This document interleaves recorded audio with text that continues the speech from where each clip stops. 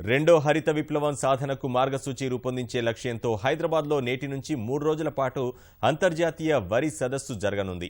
పెరుగుతున్న జనాభా అవసరాల దృష్ట్యా విశ్వ ఆహారం, పౌష్టికాహార భద్రత, వరి శాస్త్రం అనే అంశాలపై శాస్త్రవేత్తలు చర్చించనున్నారు. రెండో హరిత విప్లవం కోసం చేపట్టాల్సిన చర్యలపై అభిప్రాయాలు పంచుకుంటారు. ఆచార్య జయశంకర్ తెలంగాణ వ్యవసాయ విశ్వవిద్యాలయంలో జరిగే ఈ సదస్సుకు Bharat, Australia, Singapore, Bangladesh, Malaysia నుంచి 600 మంది వరి పరిశోధన శాస్త్రవేత్తలు హాజరవుతున్నారు.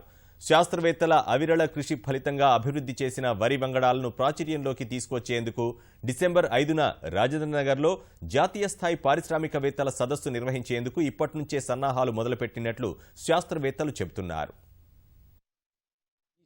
Every individual of this country is the right to have the food throughout 365 days. For that we want to add one more thing.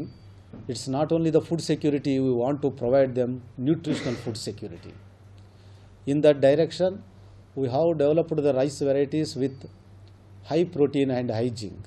In next 2 years, these high zinc and high protein varieties will be available through the PDS system.